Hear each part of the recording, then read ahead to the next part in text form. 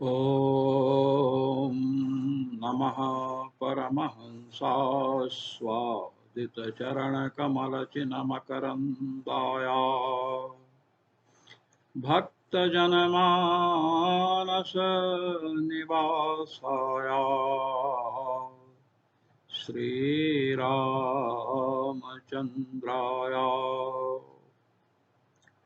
यत्र यत्र रघुनाथकीर्तनं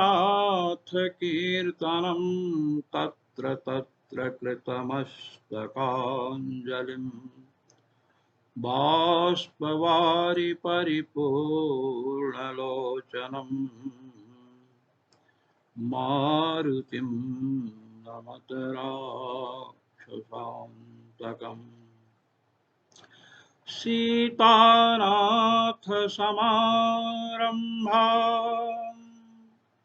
रामानन्दार्यमध्यमाम् अस्मदाचार्यपर्यन्ताम् वन्दे गुरुपरम्पराम् वन्दे गुरुपरम्पराम्। सर्वेश्वर श्री रघुनाथ जी की असीम अनुकंपा से कुछ लोगों ने प्रश्न किया कि षडक्षर श्री राम मंत्र की क्या महिमा है, इसके अनुष्ठान की क्या विधि है। इस पर कुछ प्रकाश डाला जाए। सर्वप्रथम हम आपको यह बताना चाहते हैं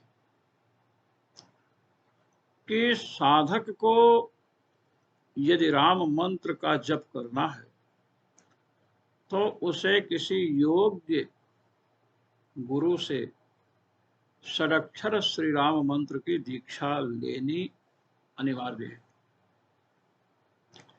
तत्पश्चात अपने गुरुवर से उसका विधि विधान सब कुछ सीख करके मंत्र राज के अनुष्ठान में तत्पर हो। भगवान श्री राम के अनेक मंत्र हैं। वैसे सभी मंत्रों की गणना की जाए तो 7 करोड़ महामंत्र हैं। सप्तकोटि महामंत्रा सप्तकोटि महामंत्राश्चित्त विभ्रमकारका एक एव परो मंत्रः राम इति अक्षरद्वयम्। 7 करोड़ महामंत्र हैं। ऋषियों ने कहा चित्त विभ्रमकार का, ये मंत्र चित्त को भ्रमित करने वाले हैं। इसको जपें कि इसको जपें, उसको जपें, क्या जपें क्या न जपें। एक एव परो मंत्र, एक ही सबसे श्रेष्ठ मंत्र है। राम इति अक्षरद्वयम्, रा और राम। राम नाम का जब भगवान शिव करते हैं। महामंत्र सोई जपिए, कहते हैं गोस्वामी जी ने कहा वही महामंत्र जपिए जय जपत पुरार, जिसको शंकर जपते हैं। महामंत्र जय जपत महेशु, काशी मुकुति हेतु उपदेशु। महामंत्र का जप भगवान शिव करते हैं और काशी में जो मरणोन्मुख हैं उनके दक्षिण कान में, दाहिने कान में महामंत्र राम इसका उपदेश देते हैं। देखिए, राम मंत्र में जो षडक्षर मंत्र है इसे मंत्र राज कहा जाता है। प्रथम पद रांग है, द्वितीय पद रामाय है और तृतीय पद क्या है, नमः। प्रथम पद रांग, द्वितीय पद रामाय, तृतीय पद क्या है, नमः। 3 पद है। और राम मंत्र के प्रत्येक अक्षर का, प्रत्येक वर्ण का अर्थ श्री अग्रदास जी महाराज ने लिखा है। जैसे गणपति के मंत्र हैं, शिव जी के मंत्र हैं, सूर्य भगवान के मंत्र हैं, शक्ति माने देवियों के मंत्र हैं। कई संप्रदाय प्रसिद्ध हैं। गणपत्य संप्रदाय है, शाक्त हैं, शैव हैं, सौर हैं और वैष्णव। 5 वैष्णव, गणपत्य, शाक्त, सौर और शैव 5 संप्रदाय मंत्रों को लेकर प्रसिद्ध हैं। इन 5 में भी सबसे अधिक महत्व किसका है? कहते हैं कि राम मंत्र का है। राम मंत्र का सबसे अधिक महत्व है। देखिए, अगस्त संहिता में श्री विद्यारण्य महान तंत्र, जो पूज्यपाद श्री विद्यारण्य स्वामी द्वारा प्रणीत है, उसमें और उन्होंने राम मंत्र के महात्म्य को जो लिखा है, उन्होंने सार संग्रह नामक ग्रंथ का प्रमाण प्रस्तुत किया है। कहते हैं गणपत्य, शाक्त, शैव, सौर इन 4 प्रकार के मंत्रों में सबसे अधिक कोटि कोटि करोड़ों गुना फल देने वाला, करोड़ों गुना फल देने वाला राम मंत्र है। और वैष्णवेष्वपि मंत्रेषु राम मंत्र फलाधिकः। वैष्णव मंत्रों में भी राम मंत्र का फल बहुत अधिक है। अब आप देखें, जो भगवान श्री राम के भी बहुत से मंत्र हैं, जिसमें 6 अक्षरों वाला जो राम मंत्र है, जिसे षडक्षर राम मंत्र कहते हैं, यह संपूर्ण पापों का प्रणाशक है, विनाशक है, सबसे उत्तम है और इसकी मंत्रराज संज्ञा है। षडक्षरोऽयं मंत्रस्तु सर्वाघौघ विनाशनः मंत्रराज इति प्रोक्तः सर्वेषामुत्तमोत्तमः। सर्वाघौघ विनाश, संपूर्ण पापों के समूह को विनष्ट करने वाला है, सबसे उत्तम है और इसकी मंत्रराज संज्ञा है। अब हम लोगों के द्वारा प्रतिदिन कोई न कोई पाप होता है। प्रतिदिन पाप हो, पक्ष में 15 दिन में पाप, 1 मास में जो पाप हुए हैं, ऋतुओं में जो पाप हुए हैं, या वर्ष पर्यंत जो पाप हुए हैं, सभी पापों का प्रक्षालक, सभी पापों का नाशक श्री राम षडक्षर मंत्रराज है। जब तक पाप है तब तक ज्ञान नहीं उत्पन्न हो सकता है। इंद्रियों से, नेत्र से पाप हुआ तो उसका परिणाम हमें नेत्रेंद्रिय से मिलेगा, दिखना कम हो जाएगा। कान से पाप हुआ, दूसरों की बुराई सुनते हैं, निंदा सुनते हैं, तो उसका फल कर्णेंद्रिय को भोगना पड़ेगा। इसी प्रकार जिस जिस इंद्रिय से पाप हुआ है, उस इंद्रियों पर उसका प्रभाव पड़ता है। इन सब पापों से विनिर्मुक्त होने के लिए हमें षडक्षर श्री राम मंत्र राज का जप करना चाहिए।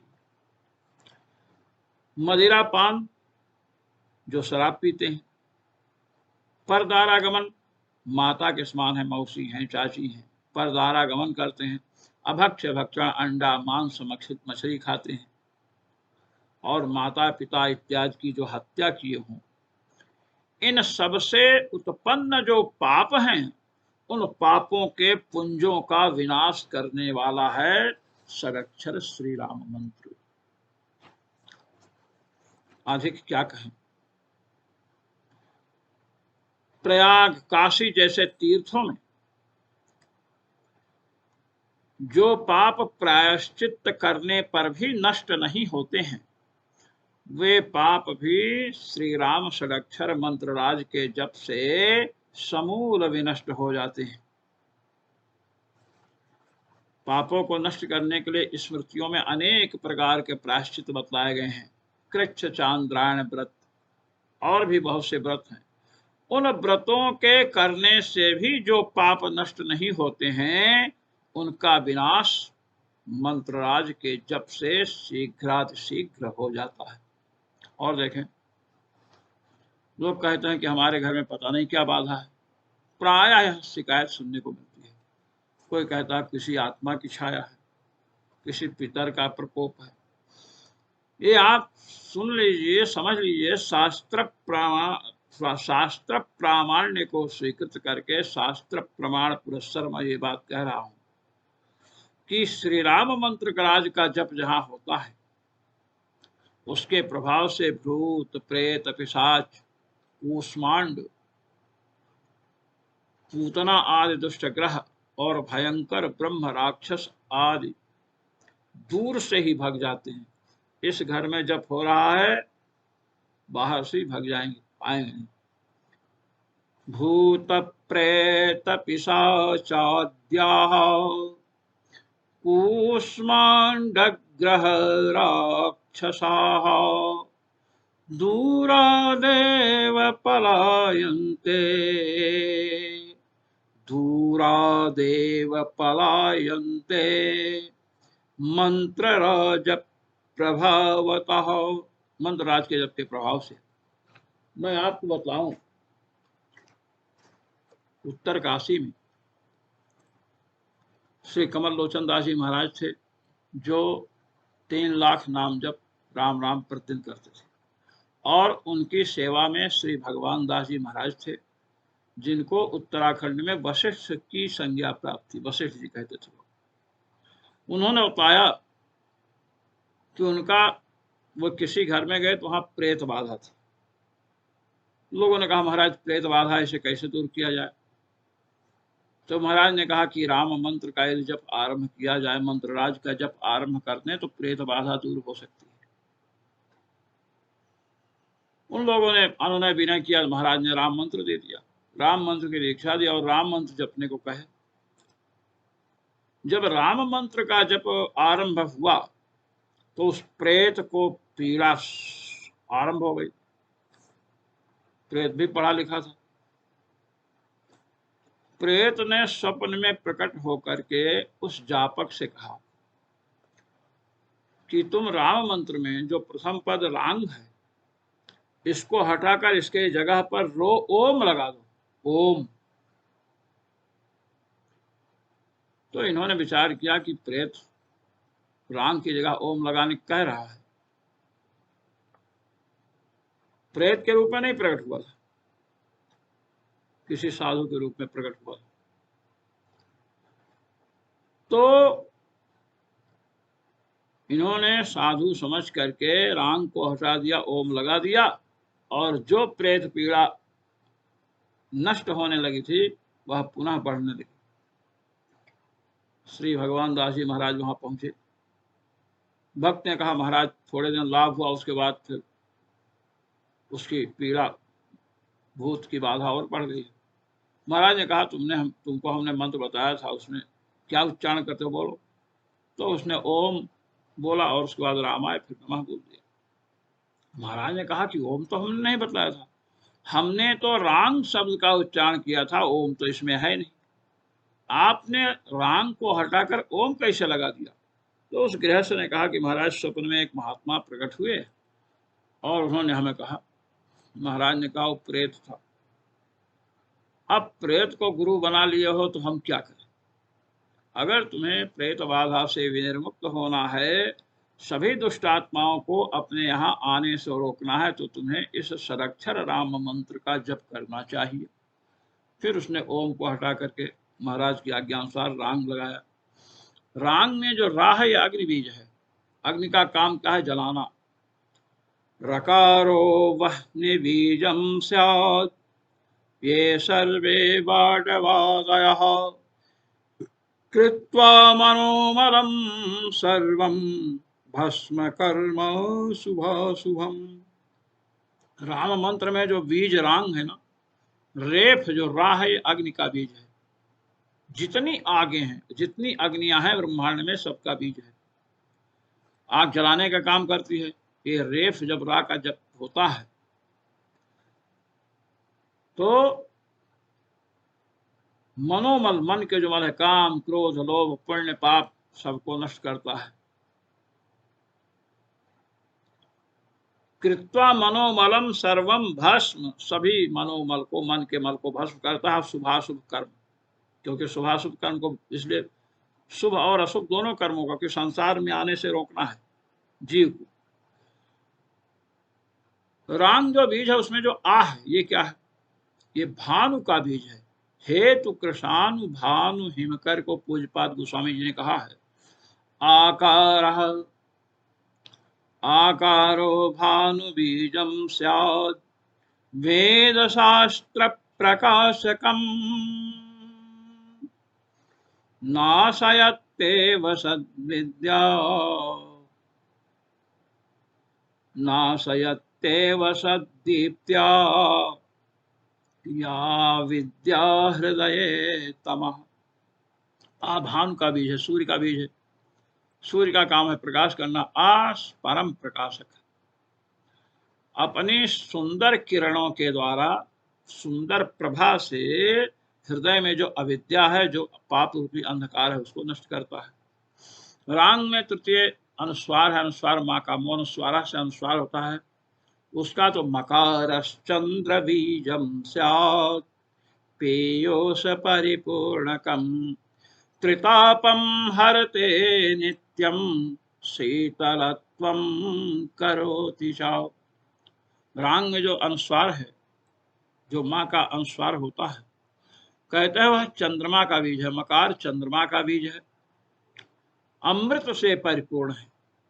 जो रांग इस बीज का जप करते हैं, त्रितापम हरते नित्यम, उनके आध्यात्मिक, आधिदैविक, आधिभौतिक तीनों प्रकार के तापों को हर लेता है, नष्ट कर देता है।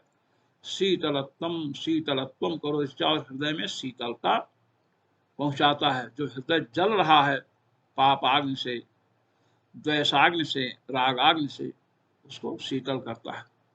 यह है राम। अब ये राम षडाक्षर मंत्र का बीज है। कहते हैं कि इस मंत्र राज के समान संसार में दूसरा कोई मंत्र नहीं है।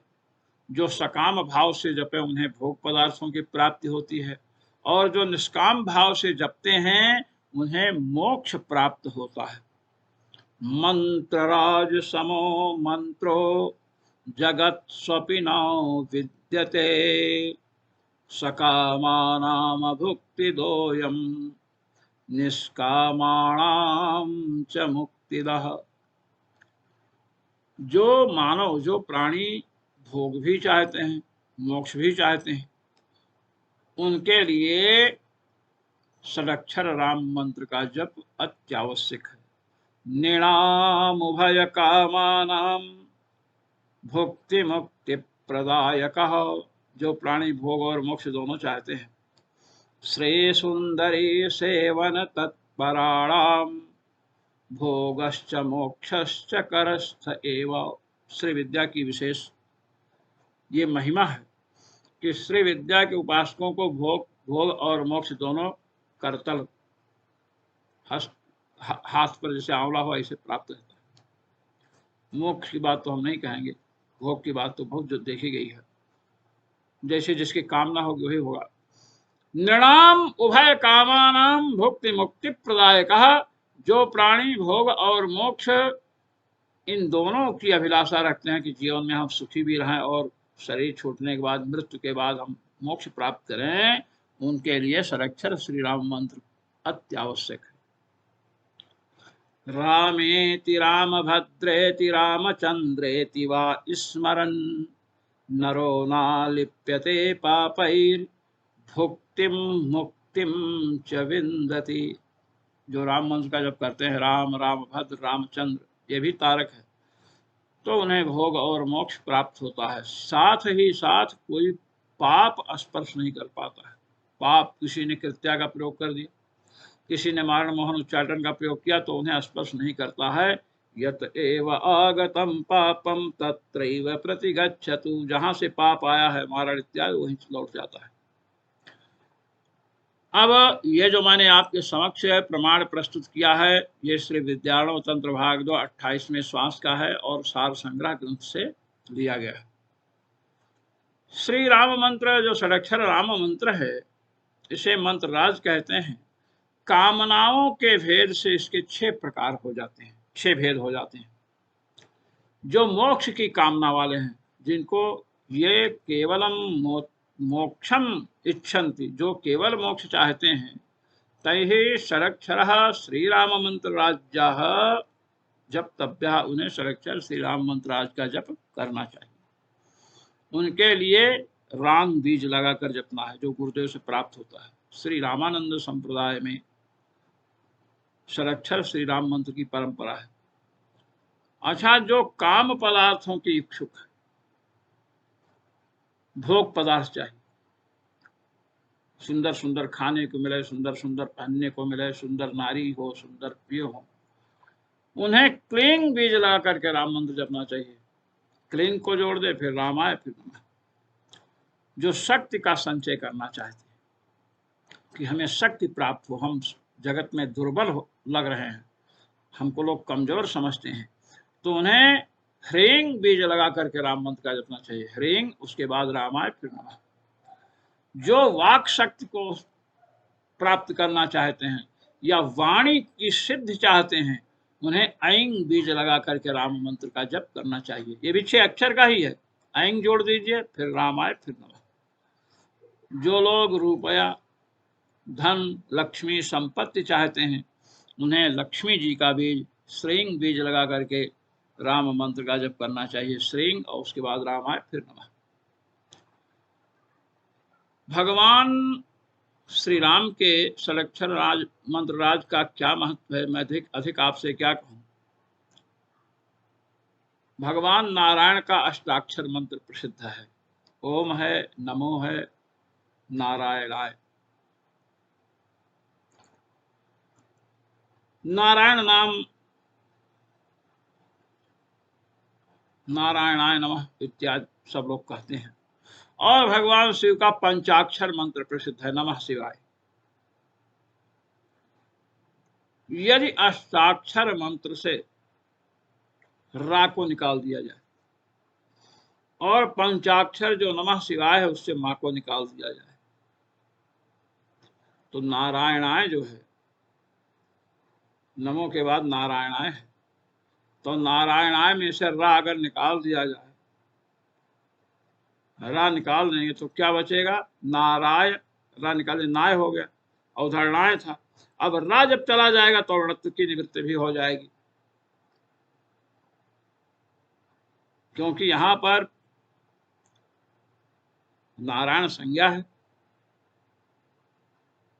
और पूर्व पदस्थ जो रा है उसको निमित्त मार करके ना को णत्व हुआ है।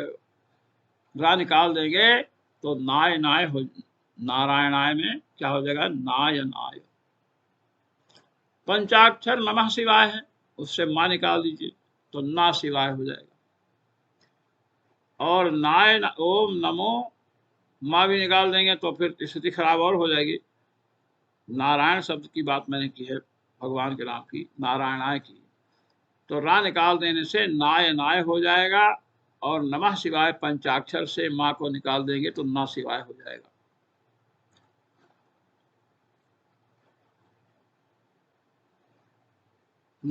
ओम नमो नारायणाय, इस मंत्र से रा निकाल देने पर अणाय का अवयव जोड़ना था उसकी निवृत्ति हो गई, क्योंकि रा को ही निमित्त मारकर, भाई नारः अयनम यस्य सह नारायण, नार है अयन है, नारायण चतुर्थी में नारायणाय, पूर्णत्व जो हुआ है ना को रा को निमित्त मान करके नाय नाय हो जाएगा। पंचाक्षर नमः शिवाय से मां निकाल दिए तो ना शिवाय हो गया।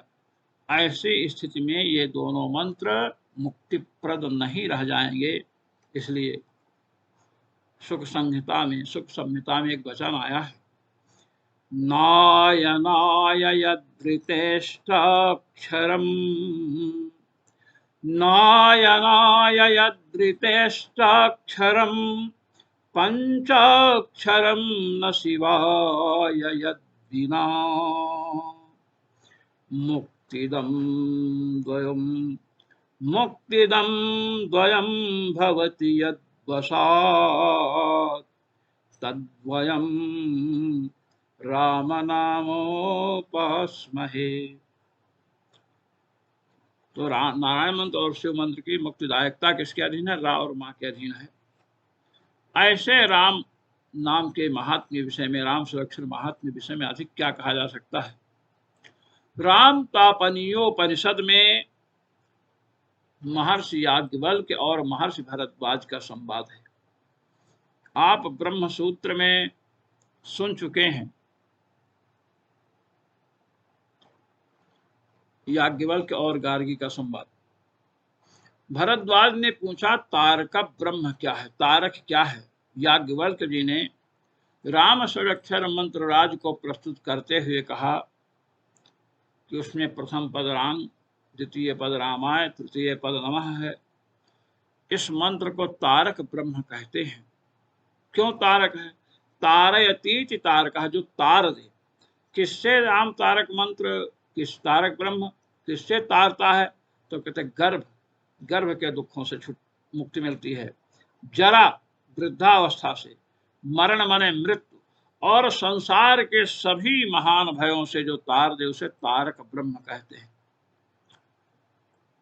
राम षडक्षर मंत्र राज की क्या महिमा है मैं आपको बताऊं कि यदि षडक्षर श्री राम मंत्र का जप करता है तो उसे अन्य मंत्रों के जप की कोई आवश्यकता नहीं रह जाती है। जो इस मंत्र का जप करता है वह ब्रह्म हत्या, भ्रूण हत्या, जितने भी पाप हैं सभी से तर जाता है, संसार सागर से पार उतरकर मोक्ष प्राप्त कर लेता है। अंत में राम मंत्र का अर्थ प्रस्तुत करते हुए महर्षि याज्ञवल्क्य ने कहा, उद्घोष किया कि जो प्राणी भगवान श्री राम के षडक्षर राम मंत्र का जप प्रतिदिन करता है वह इतिहास, पुराण और शिव जी के मंत्रों का मानो लाखों बार जप कर चुका है, लाखों बार जप कर चुका है। ब्रह्म गायत्री जिसकी इतनी महिमा है, वाल्मीकि रामायण को गायत्री में बतलाया गया, श्रीमद् भागवत महापुराण को तन्मयत्वाद पुराण से ब्रह्म गायत्री में बतलाया गया। कहते हैं जो प्रतिदिन षडक्षर श्री राम मंत्र का जप करते हैं मानो गायत्री का लाखों बार जप कर चुके, अर्थात उसका पुरस्चरण संपन्न कर लिए। ओम का, प्रणव का 100 अरब जप हो गया उनके द्वारा। इतना ही नहीं, षडक्षर श्री राम मंत्र का जप करने वाला प्राणी अपने पहले की 10 पीढ़ियों को और बाद में आने वाली 10 पीढ़ियों को तार देता है। वह पंक्ति पावन ब्राह्मण जैसे हो जाता है। पंक्ति पावन ब्राह्मण का बड़ा महत्व है। और अंत में मोक्ष प्राप्त कर लेता है, तो अमृतत्वम च गच्छति, ये बतलाया गया।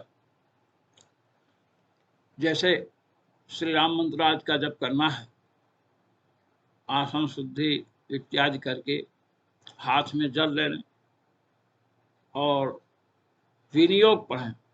ओम अस्य श्री षडक्षर श्री राम मंत्र राजस्य श्री जानकी ऋषि गायत्री छंदः श्री रामो देवता राम बीजम नमः शक्तिः रामाय कीलकम श्री राम प्रीत्यर्थे अथवा श्री सीताराम प्रीत्यर्थे जपे विनियोगः, ऐसा कहकर के जल छोड़ दें। इसके बाद ऋषि न्यास, करण न्यास, हृदयादि न्यास करना है। जल छोड़े, हाथ धो लें। फिर श्री जानकी जी ऋषि हैं, श्री जानकी ऋषये नमः शिरसि गायत्री छंद से नमो मुखे।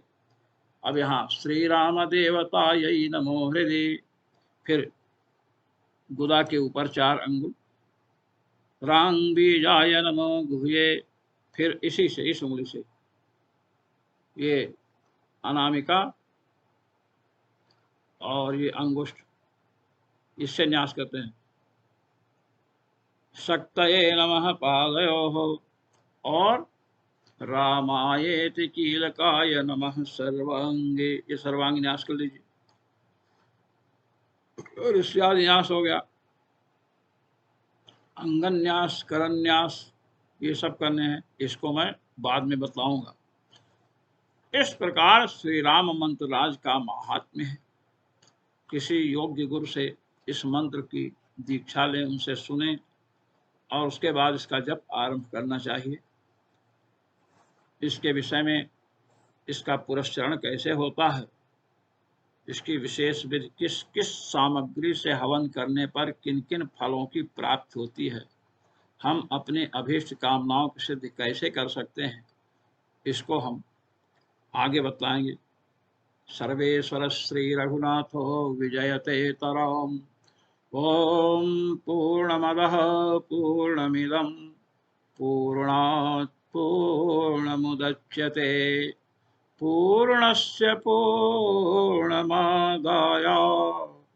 पूर्णमेवावशिष्यते। ओम शांति शांति शांति। श्री रघुनाथो विजयते।